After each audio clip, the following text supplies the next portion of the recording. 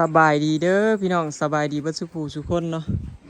สบายดียามแรงส่วงค่ำๆพี่น้องบอยเกลือหมูเนาะอาชีพหลักอาชีพเสริมขำจนขำพี่น้องมื้อนี้ล้างรถแล้วก็มาแต่บ้านเจพอล่าขำแล้วก็ไปไถหุดหน้าซอยคูแฝดแล้วก็เลยมาเกลือหมูพี่น้องมันขำจนได้เนาะมืด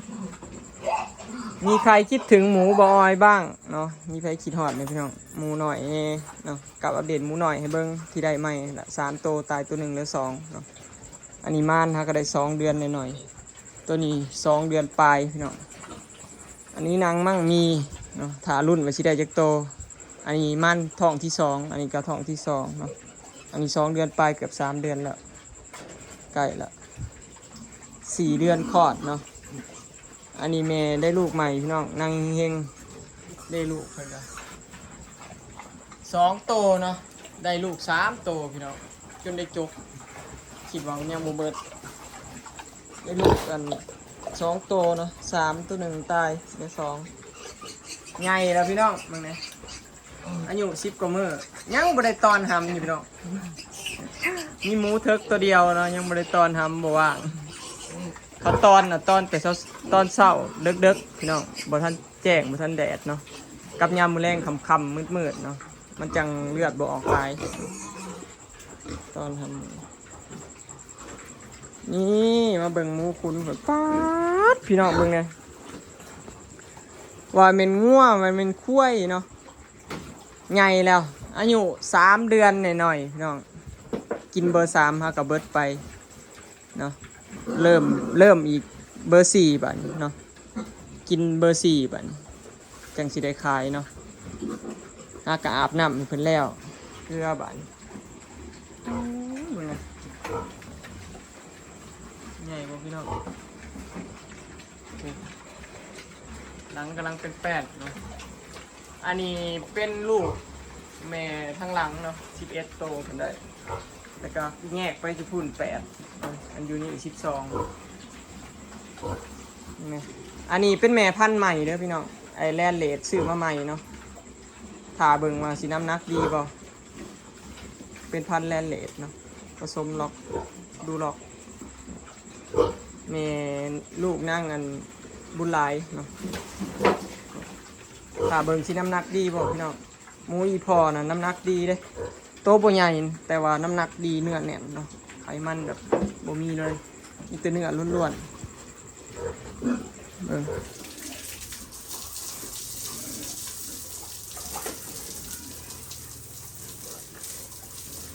อาบน้ำให้หมูตอนเย็นพี่น้องอากาศร้อนเนาะช่วงนี้ก็สิอาบดุแน่มีใครคิดถึงน้องหมูบ้างเนาะตอนนี้น้องหมูอ้วงแล้วใหญ่แล้วพี่น้องโตแล้วจ้าใหญ่แล้วพี่น้องอายุประมาณ3 เดือนเนาะ3 เดือนแล้วตัวใหญ่กำลังอ้วนครับอีกเดือนหนึ่งเนาะจังสิได้ขายประมาณอีก25 มื้อพี่น้องอีก25 วัน30 วันประมาณนี้สิได้ขายอาบน้ำให้เพิ่นอากาศมันร้อนแห้งพี่น้องฝนบ่ตกเนาะอากาศร้อนขนาดอากาศร้อนก็ยังมีหมูเป็นปอดเป็นไอเลยบ่อาบให้บ่ได้เนาะเพราะอากาศร้อนแห้งบ่ได้ถ่ายแต่เฮิงแล้วพี่น้องเนาะกินฮอดหมูอยู่บ่เนาะกินฮอดหมูอยู่บ่ค่อยได้อยู่กับหมูพี่น้องช่วงนี้ก็มันจะไปก็ไปเฮ็ดออกจอยดำหน้านี่ก็บ่ค่อยได้วนกับหมูแล้วเกลือแล้วก็ฟ้าลงหน้าแล้วกันบัดนี้ช่วงนี้ก็สิอาบน้ำให้ดูขอไก่คายแล้วน้ำอากาศร้อนต้องอาบเช้าเที่ยงแรงพี่น้องเนาะหรือว่าพี่ข้านก็อาบแต่ตอนเที่ยงกับตอนแรงก็ได้หรือว่าอาบตอนเช้าตอนแรงแล้วก็ตอนเช้าตอนเที่ยงตอนแรงบ่อาบก็ได้เนาะแต่ว่ารักๆก็ให้อาบเบิดทุกเวลาแหละพี่น้องช่วงร้อนเนาะจริงๆงามหน้ามันกับบ่ได้อาบตลอดแต่ว่ามันหักฝนบ่ตกเลยพี่น้องฝนบ่ดีอาบให้เพิ่น ขั้นบ่อาบให้บ่กินหัวอาหารเด้ขอห่อนแห้งเอาตุปุตีปิเสียดายแต่มีแต่หมูแม่พี่น้องมันโลบ่ใหญ่เท่าหมูเทิกเนาะพวกหมูเทิกใหญ่อีหลีบ่อ้อยน้ำมันแต่ตัวแม่ส่วนหลาย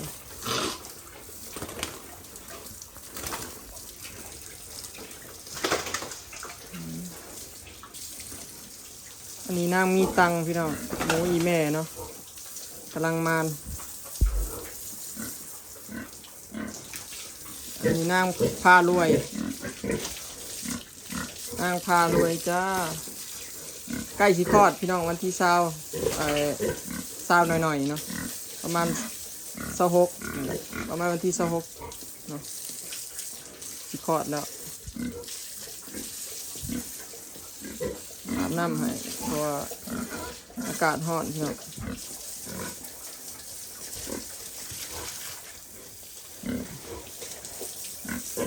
ร้อนแห้งเนาะเอ้า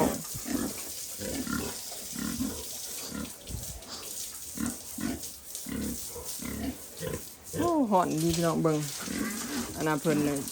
จิมิบานเลยจิมิงานเลยไก่ที่ได้ลูกเลยคันจิมิแบบนี้พี่น้องสังเกตง่ายๆเนาะคันจิมิเป็นแบบนี้เนาะไก่สิคลอดแล้วหรือว่าเขาเอิ้นเลยปากมดลูกที่เปิดเนาะไก่สิได้ลูกแล้วมูอันนี้8โตพี่น้องชุบ8โตนี่น้อยเนาะบ่ใหญ่สำคอกนั่นแยกมาเลยบ่ใหญ่เลยฉีดวิตามินให้คือเก่าแล้วมีตัวน้อยนะ2โตเป็นปอดพี่น้องเป็นปอดตัวหนึ่งไหมตัวหนึ่งน่ะน้อยตั้งแต่เกิดเนาะตัวหนึ่งน่ะเป็นปอดเลยเป็นปอดเลยพี่น้องน้อยเลยที่ได้อยู่60 กิโลนี่แหละคิดว่าเผื่อได้ขายนะไปดึงหมูเลยมากินก่อน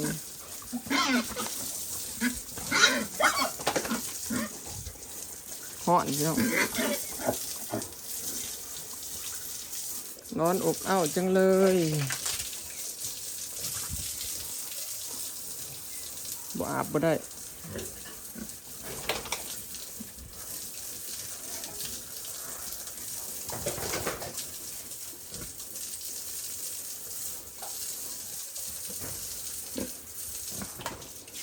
ต้องอาบให้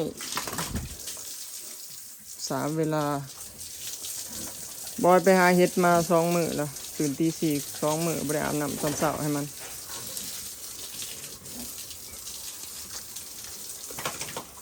นี่เปียกเปื้อนเบิดอาบน้ำเกี่ยงๆกันพี่น้องมักบ่พี่น้องอาบน้ำให้หมูนี่ผู้ใดมัก อยากได้ได้แห้งๆเนาะแบบอัดฉีดเลยนะคักๆเลยหลังป๊าดโถเบิ่งพี่น้องโอ้โหเปลี่ยนกันเข่ากินเนาะตะกี้บอกเอาเข่าไปนะ2 ห้างได้นี่ให้ห้างเดียวเลยให้หยาดกันกินมันจังอ้วนหยาดกันกินนี่แหละมันจังแสบกินโตมันบ่แสบเลยหยาดให้หยาดกันซะเดี๋ยวสิมื้ออื่นจะสิลงวิตามินให้อีกเนาะว่าสิลงให้ตั้งแต่มื้อเช้านี่บ่ว่างไปหาเฮ็ดตั้งแต่ตี 5เนาะมาเกือบหมู่ตี 4กว่าถากินหมอน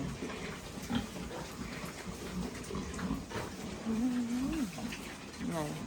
แลนเลดมันหูตูบเนาะลาดไว้ก็สิหูสี่เนาะคือตัวนั้นลาดไว้ผสมไทยเดนมาร์กอันนี้แลนเลดหูตูบเนาะสังเกตบ่ยากพี่เนาะสังเกตบางหูเนาะหูสี่นะแม่นโดดลาดไว้แต่ว่าเรื่องเลี้ยงลูกดีแล้วก็หมูหูนะคือหมูแลนเลดนะพี่เนาะพันแลนเลดนี่หูสุดเนาะ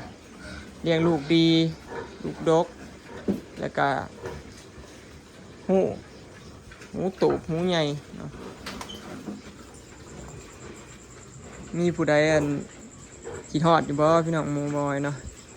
อีก20 กว่ามื้อได้ขายเนาะอีก20 กว่ามื้อแต่ว่าราคาลงเลยเด้อพี่น้อง 38,000 ลงมา37เนาะลง1,000 กีบหรือว่าลง2 บาทประมาณนี้บัดบ่สิได้ขายเพราะว่าลงอีกแล้วขออย่าให้ลงอีกเด้อลง1,000 กีบก็พอเนาะ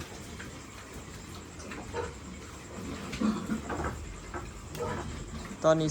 37,000 36,000ก็ตกอยู่50 บาทพี่น้องโลนึงเนาะเงินบาทประมาณ50 บาทถือ ผู้เลี้ยงเนี่ยจะอยากตายเนาะแต่ราคาหมู50 บาทพี่น้องแทบสิบ่ได้กำไรเลยเนาะราคานี่นะแทบสิบ่ได้กำไรซะซะดีบ่ดีหมูหน่อยขาดทุนไปอีกซ้ำมาจัก พอได้แยง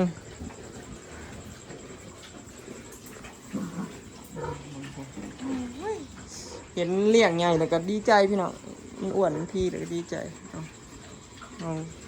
บ่แม่นง่ายการเลี้ยงหมูต้องเอาใจใส่ต้องมีเวลาเบิ่งมันเลี้ยงมันต้องมีเวลาเบิ่งมันอีหลีจังมันจะสิอ้วนจะสิใหญ่ดูแลเต็มที่มาเบิ่งคอกนี่พี่น้องอันนี้ก็ม่านได้เดือนปลายเนาะหนูอีแม่ม่านได้เดือนปลายเกือบ2 เดือนตัวนี้เนี่ยประมาณวันที่26นี่แหละ27เนาะประมาณ20หน่อยๆได้เอาลูกพี่น้องเบิ่งทรงท้องคือสิได้บ่หลายดอกได้บ่หลายหา6 โตสำหรับจักพี่น้องได้หา6 โตก็ถือว่ามานแล้วหมูตัวนี้มดลูกมันบ่ดีมันแท่งลูกแล้วบ่ให้ปัวแล้วก็ไปชมใหม่ทากระมานมดลูกเสียจักเพิ่นเป็นหยังจังว่าแท่งลูกพี่น้องหมูแท่งลูกนี่มันบ่อยากได้ลายแบบนี้ครับมันได้เคยแท่งแล้วเนาะบางทีน่ะบ่ติดเลยซ้ำหรือว่าบางทีก็มดลูกเสียเลยเนาะเลี้ยงรักษายากหมูอีแม่นะสมรอบที่2ยังติดเพิ่นเป็นไข่สมรอบแรกนี่เบิ่งอันนี้ก็บ่ถือว่าใหญ่พี่น้องยังว่าน้อยอยู่อายุส่ำนี้เพราะว่าอายุมันต้องใหญ่กว่านี้มันต้อง3 คอกนั่นแต่ว่าหมูคอกนี้มันบ่สบายมันป่วยมันเป็นปอดก็อ้วนน้อยแต่2 โตดอกเพื่อขายก็สิได้อีกดอก60 กว่าโล60 โลเท่านี้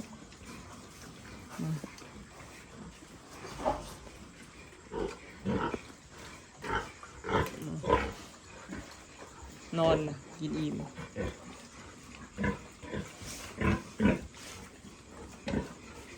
อาบน้ำให้ขนาดอาบน้ำให้ก็ยังห่อนอยู่พี่น้องเดี๋ยวนี้นี่หมูเสางามๆอยู่ฝนกับบ่ตกโพดโพขี้ดินไงง่องคือเก่าพี่น้องเนาะหมูบอยรถบ่อยากใหญ่บ่ค่อยกินอาหารเพราะว่าฮ้อนแห้งพี่น้องต้องได้อาบน้ำเช้าเที่ยงแรงเฮาผัดไปเวียกสินะก็เลยบ่ได้ค่อยได้อาบน้ำให้คือมื้อเที่ยงนี่กับจนบ่ายยังได้อาบน้ำเกลือหมูแทบสิเป็นกระเพาะ หมูน่ะแทบสิเป็นโรคกระเพาะพี่น้องเนาะตอนเที่ยงน่ะเพิ่นสิได้เกลือหลายมื้อแล้วตั้งแต่เฮ็ดออกเวลามีเวียกมีงานตั้งแต่ไปงานปู่เสียเนาะหมูก็บ่ได้อาบน้ำตอนเที่ยงหลายมื้อมันก็เลยบ่กินอาหารจ้ะบ่มีเวลาให้มันเลยซุมื้อเลี้ยงหมูน่ะน้ำหนักบ่ดีเลยพี่น้องเพราะว่าบ่มีเวลาให้มันเมื่อยไปเวียกอย่างเดียวแล้วก็เฮาเฮ็ดหยังหลายอย่างนี่พี่น้องเฮาเฮ็ดนั่นเฮ็ดนี่แล้วเฮาก็ต้องไปเบิ่งนั่นเบิ่งนี่แล้วดูแลก็เลยบ่อยากทั่วถึงไปได้หมู่กันยามเมื่อยก็บ่ได้ฉีดยาวิตามินจังซี่นะปกติบ่ฉีดยาวิตามินหลายเทื่อเด้คือเคยคุ้นได้130 โล40 โลก็เคยได้มาแล้วพี่น้องแต่ว่าต้องดูแลดีๆเอาใจใส่ดีเนาะต้องฉีดยาครบกำหนดครบเป๊ะวันเนาะจังสิได้แต่ว่าเฮาบ่ว่าบ่มีเวลาเฮ็ดงานเอาตามนี้พี่น้องเนาะมาอัปเดตหมูให้เบิ่งใกล้สิได้ขายแล้วเนาะแต่ว่าราคาลง1,000 กีบเนาะจังได๋ก็ฝากเบิ่งคลิปฝากเป็นกำลังใจหน่อยเด้อพี่น้องเอ้ยไปแล้วสบายดีขอบใจ FC ผู้สู้ทุกคนเด้อที่ติดตามแล้วก็เป็นกำลังใจให้ตลอดมาพี่น้องจังได๋ก็สู้ต่อไปเนาะต้องมีสักวันก๊อตจักรพันธ์บอกไว้